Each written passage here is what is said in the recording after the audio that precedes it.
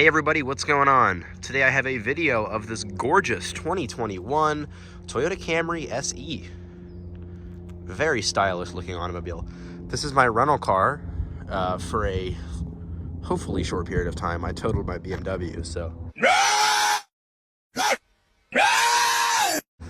yeah, this is what they gave me. So this is the XV50 generation of the Toyota Camry.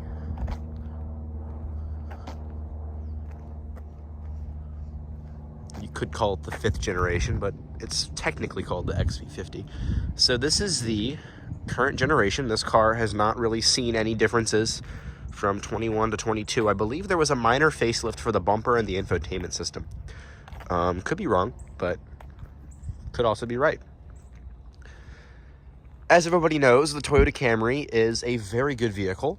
No, I'm not getting paid to say that. This car does not belong to me or anybody I'm affiliated with. But it's true. The Toyota Camry is a car that if you're given $30,000 and you want something reliable, safe, practical, and does everything it should, gets good gas mileage, hauls people around, then a Camry is a no-brainer to buy. You'd actually be stupid if you didn't buy a Camry. So the Camry, as most people know, is a car that every single person knows that it exists. And there's always 3 things that are commonly said about the Camry: safe, reliable, practical, and good looking. I mean, look at this. This is a very stylish looking car.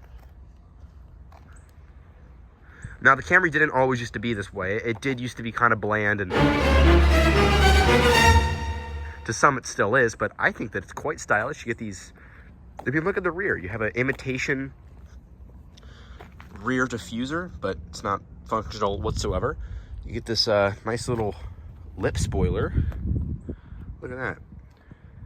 Pretty stylish looking taillights, and then you get this cool little trim piece that kind of looks like an air duct, but like I said, is not functional. I apologize, this car is absolutely disgusting. I've been driving it for about 1,000 miles and it has not been cleaned, so I'll make sure I clean it when I give it back. So the SE is the mid-trim of the Camry. So the Camry has multiple trim levels, and all of them are available in hybrid trim levels as well. The hybrid package, I believe, is about $2,000 more than the regular Camry. The Toyota Camry gets a variety of trim levels. The base model, also known as the LE, starts at $25,395. The SE starts at $26,935. The SE Nightshade Edition, which is basically the same as the SE, you just get some black wheels and black trim, which starts at $27,635. XLE starts at $30,145. XSE starts at $30,695, and the TRD starts at $32,000. Now, you can also get a V6 with the XSE and XLE package, and it adds an extra about $2,000. And then you do get your pretty standard, decently newer style Toyota key fob. No smart key access on this one. You get partial leather, partial cloth seating surfaces. Now, this is not real leather. It's called Toyota Softtex leather. It's a faux, fictional leather, but it feels very good, holds up very well.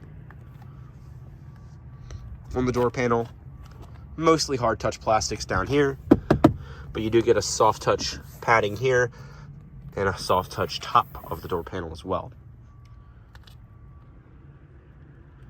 Let's go ahead and start it up.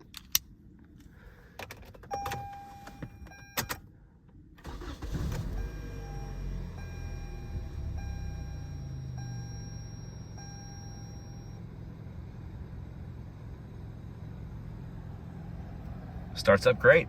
This one has 45,712 miles on it.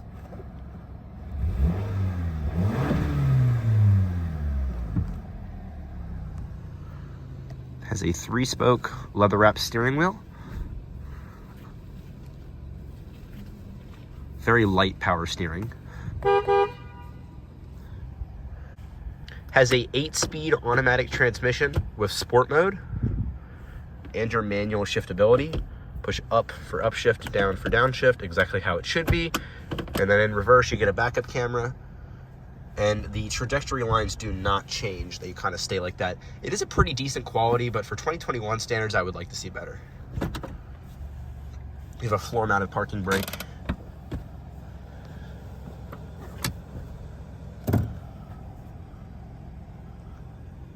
On the steering wheel itself, your multifunction controls for cruise control, lane keep assist, and forward collision warning. This car does have adaptive cruise control, which is really, really nice to see. You also get your audio and channel controls on both sides of the wheel. Over here we have our climate controls. They are electronic and they are automatic. Not dual zone in the SE trim level.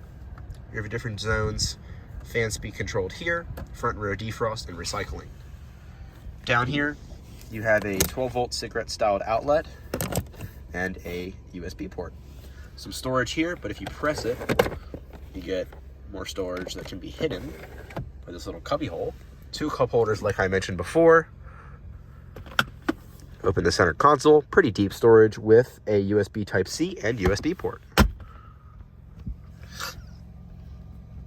Gauges are very large and very easy to read. Your right side is your speedometer, which goes up to 160. Very nice white lit background. On the left side, you have your tachometer, which redlines at 8,000 RPM.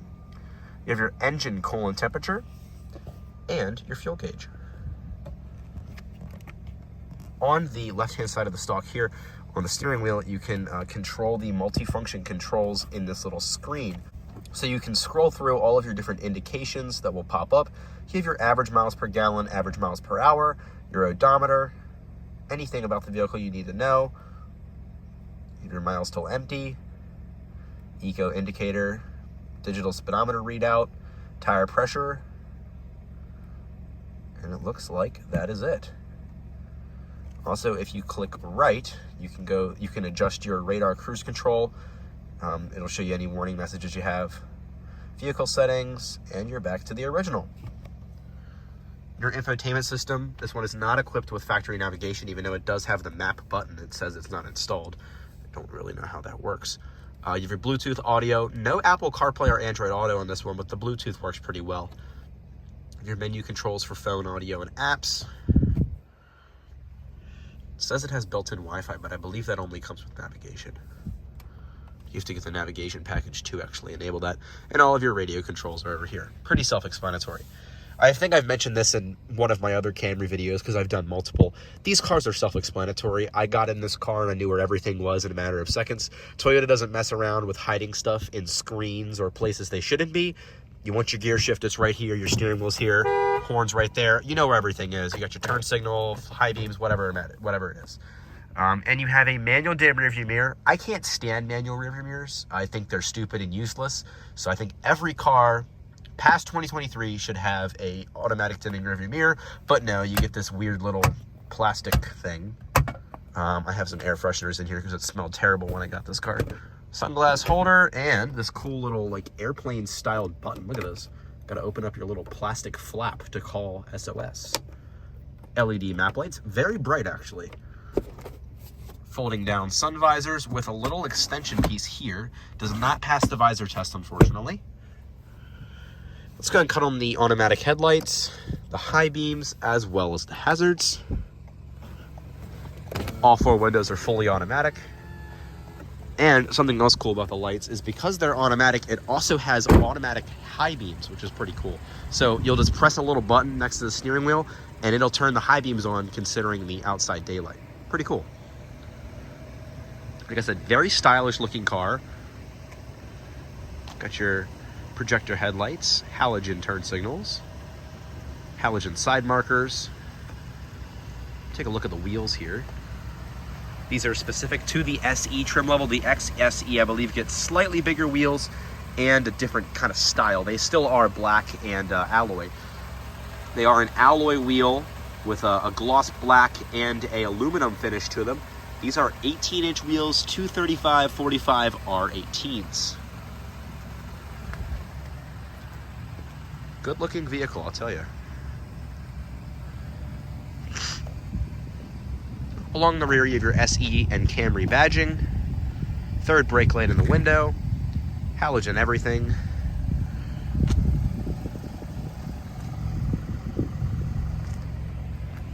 Take a look at the rear seat. Doors open pretty wide. And then once you're in the rear, pretty typical for a Camry, you do have a pretty large amount of space. There is a hump in the floor, so that middle passenger isn't going to be very happy. No air vents. Why? I've never understood why car makers do this. Save your 37 cents by not putting air vents in the rear. Put air vents in the back of your cars.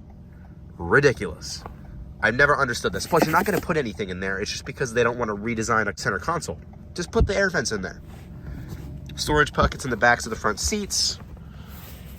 Fold down armrest, which is also wrapped in leather. 2 cup holders. Very comfortable, actually. No sunroof on the SE trim. I don't actually think you can get a sunroof on this car, unless it's the XSE or XLE. Into the passenger seat.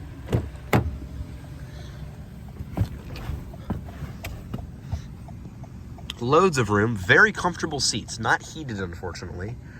And then this is kind of cool. I actually really like this. You can see the rear passengers, and if any of them have their seatbelts on. You also have your passenger indicator for the airbag. Large opening glove box. Passenger door panel is pretty much the same. You do get a cup holder in the front 2 doors.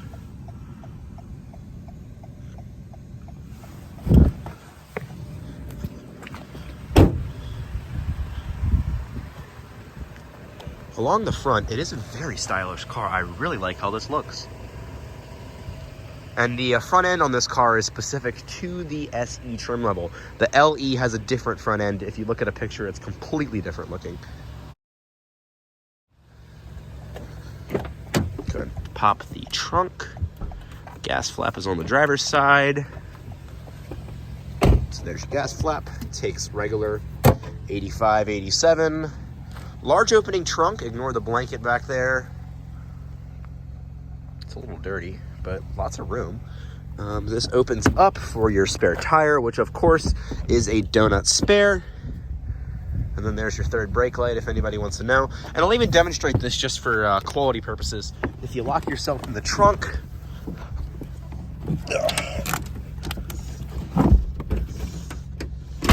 there you go. I'm currently in the trunk of a Toyota Camry. You just pull this, and there you go. You're out. I don't get paid enough to do that. Oh, no. There's little buttons right there where the back of the trunk closes for you can pop the rear seats to fold down, but that's kind of it. I'll show you guys the engine. A little storage area here. That's kind of cool, like a change holder. So what we're looking at is a 2.5 liter 4-cylinder engine from Toyota. Very fuel efficient, very nice. That's gonna cause a problem if that doesn't stay up. But yeah, 2.5 liter 4-cylinder engine. I believe you can get a 3.5 V6 in this car, but it's on the XSE and XLE trim levels. And like I said, you can also get a hybrid powertrain. But that's kind of it. So, let's take it for a quick drive. When you put it in gear, the doors won't automatically lock or unlock.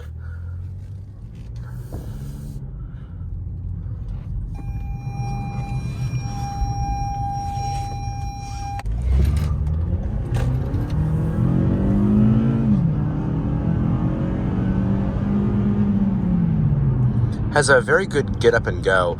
Only thing about this car that I'm not the biggest fan of, and this is not specific to this car at all, is because it's front wheel drive. When you get on the gas, the front wheels will lift up and you'll peel out a little bit. But traction control does kick in to save you. Now, I want to show you guys the coolest feature that I've seen on a pretty standard commuter car in a while. So this car is adaptive cruise control, which most people know. Pretty cool. Now, we'll adjust the radar sensitivity because I don't want this to be annoying. So you'll set it. It's at 53 miles per hour right now. So the guy in front of me is pretty close. And the car also has lane keeping assist and lane centering assist. So if you start to drift outside of your lane, not only will it beep at you, it'll actually center itself. So right now I'm not touching the steering wheel at all. And you can see that it's maintaining the center of the lane. And my feet are not on the pedals. And because these guys in front of me are braking, the car should start to slow down pretty soon. There it goes. So it's slowing down. I have not moved my feet at all, and it's also turning. Right there, that's head level. So as you can see, it's great to drive. Very smooth. A lot of road noise. I think that's a Toyota staple. If you get an Lexus ES, which is what this car is built off the same platform with, there's no road noise at all. It sounds great. But this car, there's not as much sound deadening. The doors are thinner. I mean, everything is kind of a hard touch plastic. If you move the door panel hard enough, you'll actually feel the door. So there's not as much sound deadening, and you can feel the road and hear the road a lot better than in a more higher end vehicle. So keep that in mind. Road noise is not very good. It has the one touch turn signal where you can click it up once and it'll do 3 signals. It's called like the lane change signal. So that's pretty cool.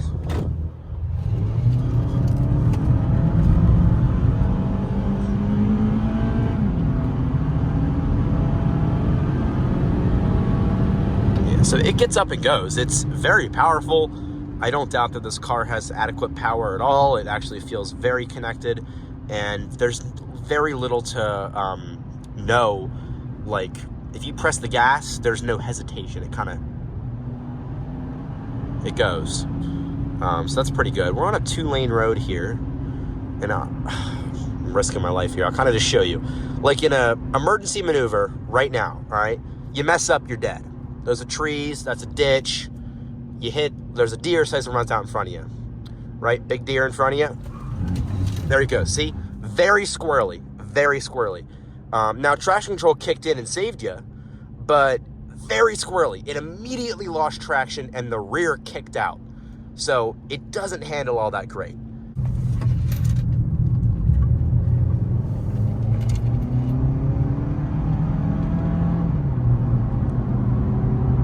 So we'll do from 60 miles an hour.